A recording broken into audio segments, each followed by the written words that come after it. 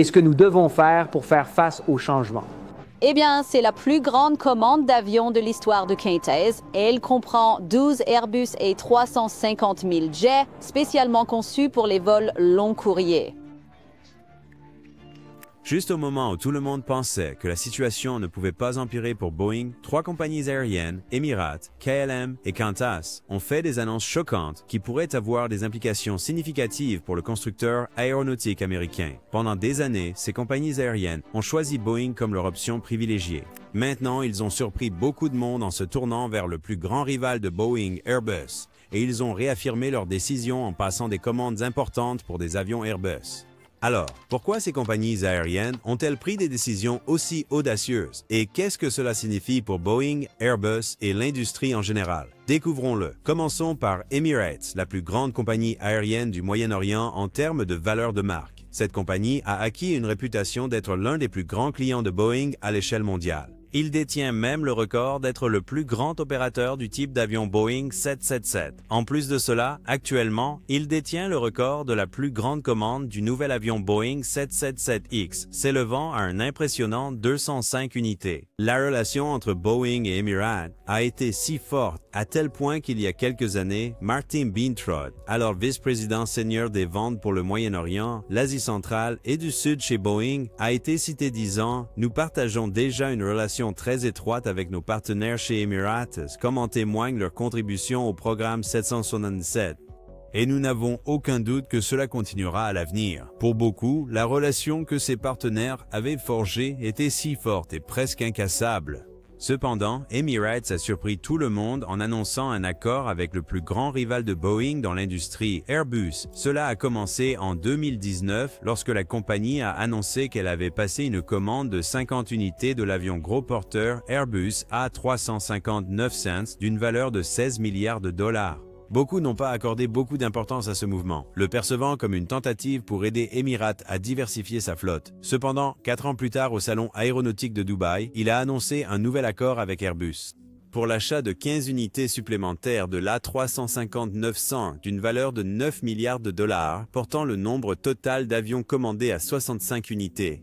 Selon le directeur commercial d'Airbus et responsable d'Airbus International, Christian Scherer, cette initiative d'Emirates a marqué une étape importante vers le renforcement de leurs relations et la réaffirmation de leur engagement envers de futures collaborations. Et ce n'est pas tout. Il y a des rapports selon lesquels la direction d'Emirates explore la possibilité de passer des commandes pour le nouvel avion cargo A350 alors qu'elle cherche à se positionner stratégiquement pour tirer parti de la demande croissante de transport de fret aérien. Passons à autre chose. À 3215 miles de Dubaï, une autre compagnie aérienne a annoncé sa décision de se détourner de Boeing pour adopter Airbus et il s'agit de KLM Royal Dutch Airlines. La compagnie aérienne nationale des Pays-Bas s'est également fait un nom en tant que client fidèle et de longue date de Boeing. Cette relation remonte à mars 1967 lorsqu'elle a passé commande de son tout premier avion Boeing, un Boeing 747 Jumbo Jet. Depuis lors, elle est devenue l'un des plus grands opérateurs d'avions Boeing au monde. Elle est également fière d'être parmi les rares compagnies aériennes à être devenues synonymes du Boeing 747 Jumbo Jet, ayant exploité un total de 22 unités de ce jet emblématique. La relation entre la compagnie et le constructeur aéronautique américain semblait également indéfectible, surtout compte tenu des déclarations du directeur général d'Air France KLM, Ben Smith.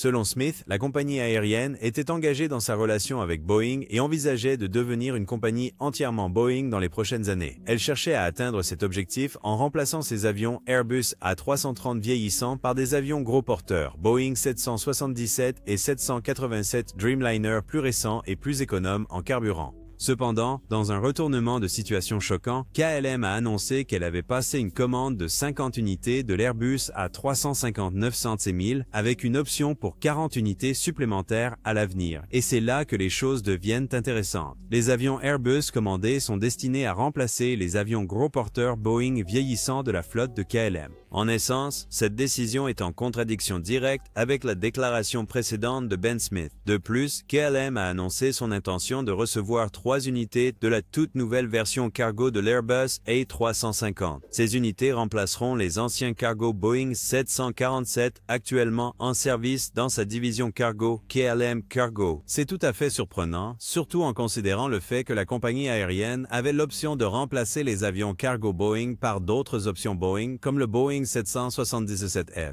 Pour ajouter l'insulte à l'injure, KLM a également annoncé des plans pour renouveler sa flotte d'avions monocouloirs en remplaçant ses jets Boeing par ceux fabriqués par Airbus. Spécifiquement, le transporteur a annoncé un accord avec Airbus pour l'achat de 100 unités des avions monocouloirs Airbus A320neo et A321neo. La compagnie aérienne a déclaré que cette décision était motivée par la nécessité de réduire les coûts élevés d'exploitation et de maintenance associés aux avions 737 vieillissants actuellement dans sa flotte, qui ont en moyenne environ 18 ans. Il est important de savoir que KLM avait la possibilité de choisir la nouvelle variante 737 MAX pour remplacer ses vieux avions Boeing. Cependant, la décision d'ignorer la série MAX au profit des avions fabriqués en Europe a attiré l'attention dans les cercles de l'aviation, beaucoup se demandant pourquoi la compagnie aérienne ferait un tel choix. De manière surprenante, ces deux compagnies aériennes ne sont pas les seuls clients de longue date de Boeing à avoir provoqué des remous dans l'industrie après avoir snobé et s'être aligné avec son rival Airbus. Qantas a également annoncé sa décision de commander 60 unités d'avions fabriqués par Airbus. Cela comprend 28 unités de l'Airbus A321 XLR, 20 unités de l'Airbus A220-300 et 12 unités d'un Airbus A350 modifié spécialement, connu sous le nom d'Airbus A350 ULR. Les avions A321 XLR et A223 seront déployés sur des vols domestiques et régionaux et sont destinés à remplacer les anciens Boeing 737-800.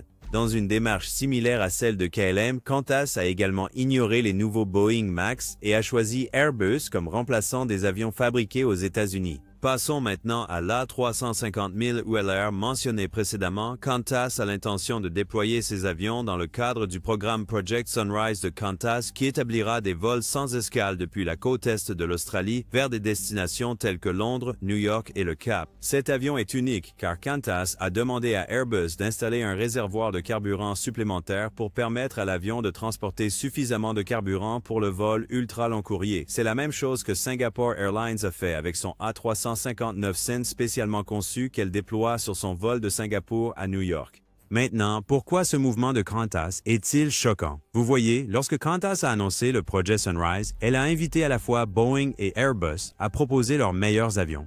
Boeing a proposé le nouveau Boeing 777X, tandis qu'Airbus a proposé l'A350 000. Beaucoup pensaient que ce serait une évidence et que Qantas choisirait Boeing. Cette conclusion pourrait être justifiée étant donné que Qantas s'est avéré être un client fidèle de Boeing au fil des ans. En fait, c'était autrefois une compagnie aérienne entièrement composée de Boeing 747 entre 1979 et 1985. Tous les indicateurs pointaient vers le choix du 777X par la compagnie. Cependant, à la surprise générale, elle a choisi l'A350 000, marquant ainsi un autre départ de Boeing vers Airbus par un client de longue date de Boeing. Ces annonces ont déclenché une question cruciale. Pourquoi ces trois compagnies aériennes décideraient-elles de passer de Boeing à Airbus? Il pourrait y avoir plusieurs raisons qui auraient poussé ces transporteurs à prendre la décision choquante de snobber Boeing au profit d'Airbus. Tout d'abord, il est possible que les dynamiques opérationnelles actuelles chez Airbus et Boeing aient joué un rôle. Simplement, les questions que ces compagnies aériennes ont pu se poser sont « Où avons-nous plus de chances de recevoir des avions plus tôt ?» Pour répondre à cette question, nous devons d'abord regarder Boeing. Il est évident que le constructeur aéronautique américain fait actuellement face à des défis majeurs concernant la certification du plus grand Boeing 777X et des plus petits Boeing 737 MAX 7 et 10. Commençons par le 770X et examinons les problèmes auxquels l'avion est confronté et comment ils ont pu éloigner ces compagnies aériennes. Lorsque Boeing a annoncé ce programme d'avion en 2013, il envisageait d'avoir l'avion prêt pour le service commercial en 2020. Cependant, une série de revers a vu Boeing manquer cette échéance, ainsi que plusieurs autres qu'il a fixées après avoir manqué la première. Le premier problème qui a rendu impossible le respect du calendrier de 2020 était un défaut de conception dans le moteur General Electric GE9X alimentant l'avion qui a nécessité une refonte complète en 2019. Cela a été suivi par une explosion de portes sur le cadre de tests statiques lors du test de charge ultime la même année. Cet incident a suscité des doutes parmi les autorités de régulation et les experts de l'industrie, qui ont commencé à remettre en question l'intégrité structurelle et la maturité du design du programme. Cet incident a été suivi par la pandémie mondiale de COVID-19 qui a tout mis à l'arrêt.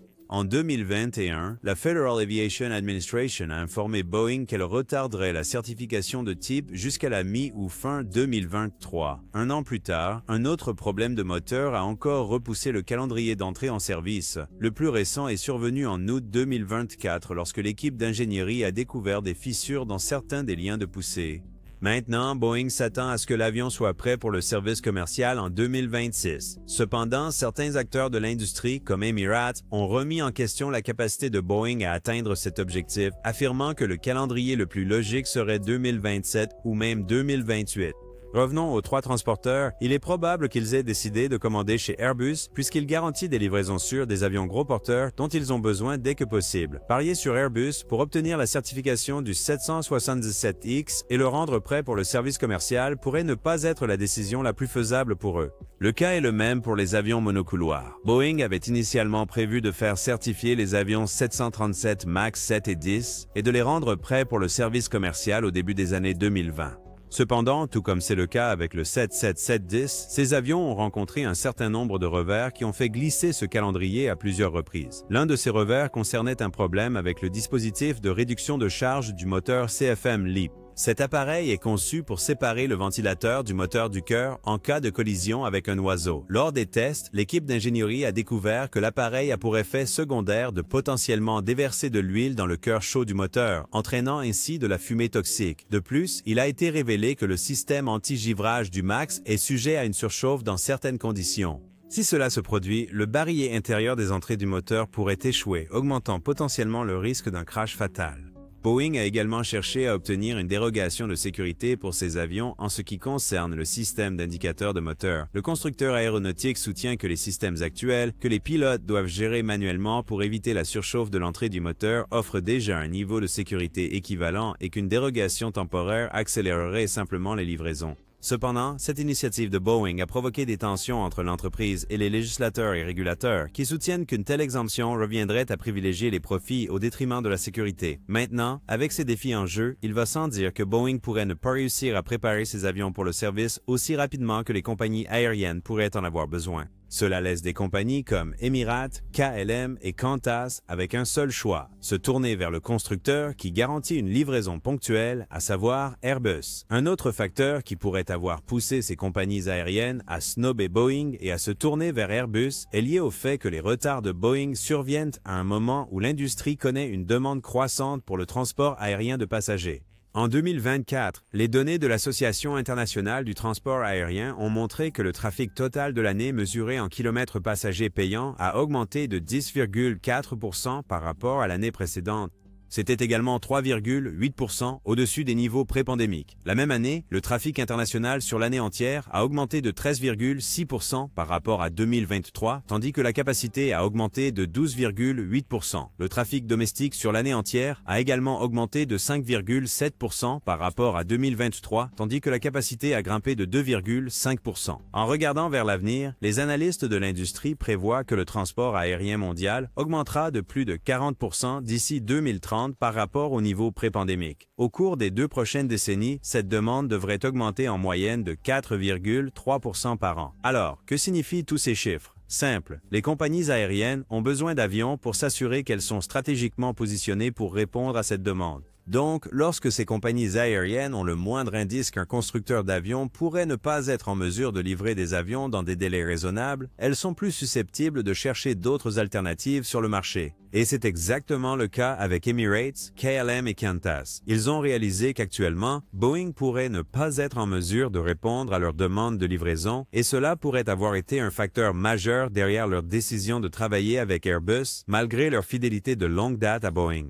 Nous ne pouvons pas non plus négliger le fait que ces compagnies aériennes ont peut-être mis en concurrence les avions pour déterminer l'option qui garantit la meilleure efficacité énergétique, un aspect qui donne l'avantage à Airbus. Vous voyez, dans le créneau des gros porteurs, Airbus a trouvé un moyen ingénieux d'améliorer l'efficacité énergétique de l'A350, à savoir l'intégration d'une cellule intelligente ainsi qu'un design d'aile en polymère renforcé de fibres de carbone. Ce design a permis d'atteindre une amélioration remarquable de 25% de l'efficacité énergétique par rapport aux autres alternatives dans cette catégorie. Nous ne devons pas oublier que l'A350 est composé de 53% de composite, comparé au 787 qui en comprend seulement 50%. Bien que cela semble minime, cette différence se traduit par une efficacité énergétique significative pour l'A350 à long terme par rapport au 787. En passant au créneau des monocouloirs, Airbus surpasse également son rival américain. L'A300neo consomme 15 à 20% de carburant en moins que son ancien modèle A320 avec l'option moteur actuelle, tandis que le 737 MAX offre une amélioration de 14 à 15% de la consommation de carburant par rapport à son prédécesseur, le 737 Next Generation. En creusant un peu plus, les chiffres ont montré que l'A321neo surpasse également le 737 MAX en offrant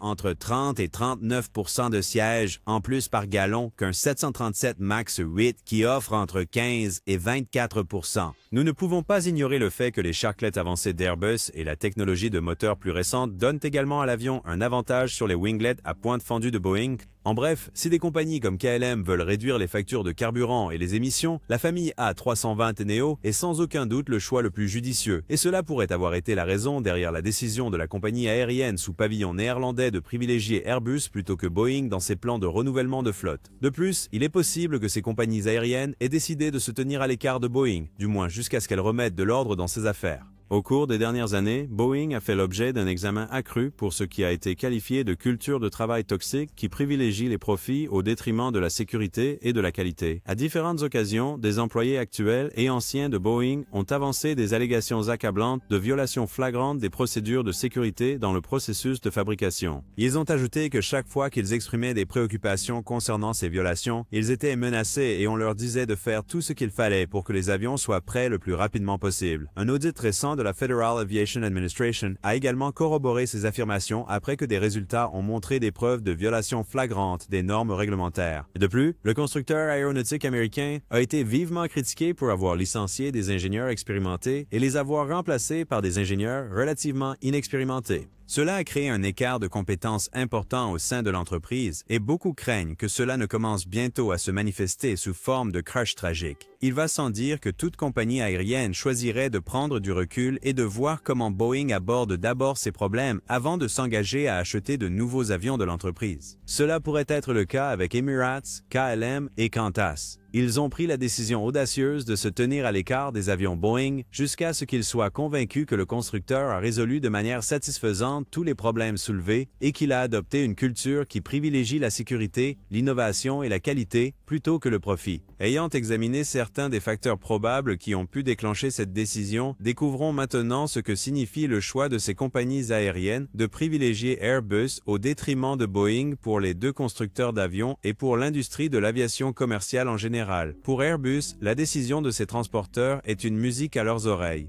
C'est un indicateur clair qu'il a désormais l'avantage dans la bataille de plusieurs décennies avec Boeing pour la suprématie dans l'industrie. Gagner la confiance de grands transporteurs comme Emirates pourrait s'avérer être le coup de pouce nécessaire dont le constructeur aéronautique européen avait besoin pour revendiquer la position de leader mondial incontesté dans la fabrication d'avions. Les revenus qu'il obtiendra de ces accords pourraient ensuite être réinvestis dans d'autres domaines opérationnels visant à améliorer son innovation, sa qualité et sa compétitivité globale dans l'industrie. Par exemple, il pourrait injecter plus de ressources dans la recherche et le développement et faire progresser certains de ses programmes déjà en cours. Un tel programme qui pourrait positionner le constructeur d'avions bien en avance sur la concurrence est le programme ZERO-E.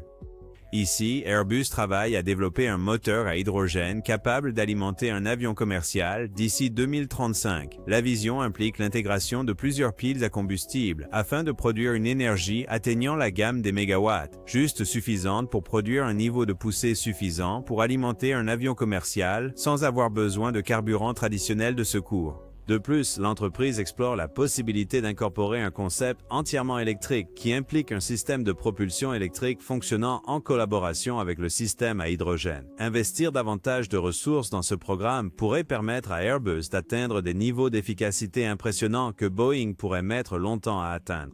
Un autre programme dans lequel Airbus pourrait investir davantage est connu sous le nom de projet Extra Performance Wing. Dans ce projet, le constructeur aéronautique travaille sur le développement de technologies de contrôle actif qui permettent à une aile d'avion de changer de forme et de configuration en vol dans le but d'optimiser l'aérodynamisme et de favoriser une meilleure efficacité. Encore une fois, atteindre ce jalon pourrait renforcer la compétitivité d'Airbus dans l'industrie tout en laissant Boeing derrière et en le contraignant à rattraper son retard. De plus, la décision d'Emirates, KLM et Qantas pourrait être le déclencheur dont Airbus avait besoin pour s'engager pleinement dans l'idée de produire un nouvel avion connu sous le nom d'Airbus A350-2000. Le constructeur aéronautique européen explore cette idée depuis un certain temps déjà et l'attention accrue de ces grands transporteurs pourrait bien être l'impulsion dont Airbus a besoin pour enfin concrétiser cette vision. La variante 2000 est essentiellement une version allongée de la variante 1000 et aura 50 sièges supplémentaires, garantissant ainsi aux compagnies aériennes plus de revenus ainsi que le confort et la commodité des passagers, surtout sur les vols long courriers. Maintenant, l'A350-2000 pourrait être parfaitement adapté pour des compagnies comme Emirates qui ont continuellement exhorté les fabricants d'avions à envisager de développer des transporteurs à haute capacité. De plus, à un moment donné dans le futur, Emirates et Qantas devront remplacer l'Airbus A380 dans leur flotte. Et quelle meilleure façon pour Airbus d'en tirer parti que de développer un avion qui pourrait être le meilleur remplacement pour le Super Jumbo lorsque ce moment viendra. Cependant, les experts et analystes de l'industrie s'accordent également sur une chose. Ces commandes par les 3 compagnies aériennes pourraient également être considérées comme un test décisif pour Airbus. Comment cela? Vous voyez, en ce moment, Airbus est considéré comme le constructeur d'avions le plus fiable des deux, et cela pourrait être le meilleur moment pour le prouver. Cependant, il est important de garder à l'esprit que le carnet de commandes d'Airbus en décembre 2024 est de 8658 avions, soit 3063 de plus que Boeing. Cela pourrait être interprété comme signifiant que ces compagnies aériennes ont un haut niveau de confiance dans la capacité d'Airbus à livrer les avions commandés dans les délais convenus, malgré un carnet de commandes plus long que celui de Boeing.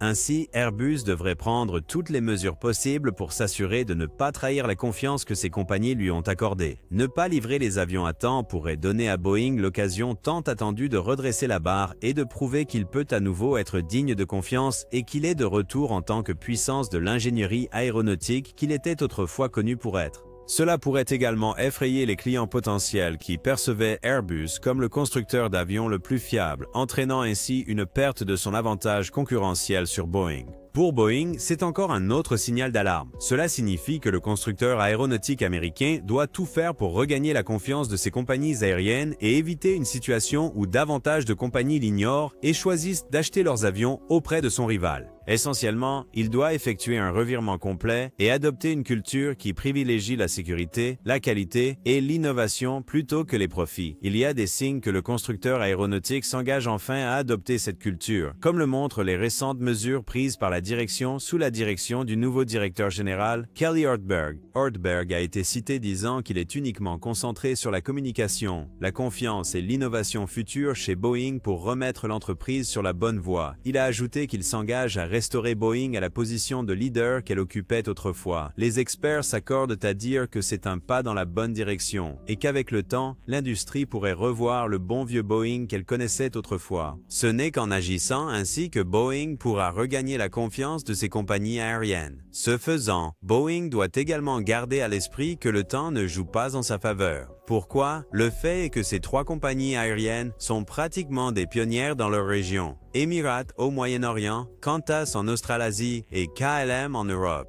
Ainsi, toute décision qu'ils prennent pourrait inciter d'autres compagnies aériennes de ces régions à faire de même. Cela signifie qu'avec le temps, nous pourrions voir d'autres petites compagnies aériennes de ces régions snobber Boeing et choisir d'acheter leurs avions chez Airbus. Si cela se produit, Boeing fera face à une menace encore plus grande qui pourrait prendre des décennies à résoudre. Par conséquent, la rapidité est essentielle. Plus le constructeur aéronautique américain met de temps à rectifier la situation, plus le risque de perdre sa compétitivité face à Airbus est grand. Cependant, nous ne pouvons pas ignorer le fait que la décision de ces compagnies aériennes de remplacer leurs avions Boeing par des Airbus ne sera pas un processus fluide. Cela se résume au coût supplémentaire qui sera engagé sous forme de formation des pilotes. Par exemple, dans le cas de KLM, il sera nécessaire de recycler un certain nombre de pilotes qui ont piloté le 737 et de les préparer à piloter les avions monocouloirs d'Airbus. Il en va de même pour le personnel de cabine et l'équipe d'ingénierie. Tout bien considéré, l'annonce par Emirates, KLM et Qantas est vouée à modifier les dynamiques de l'industrie de manière sans précédent.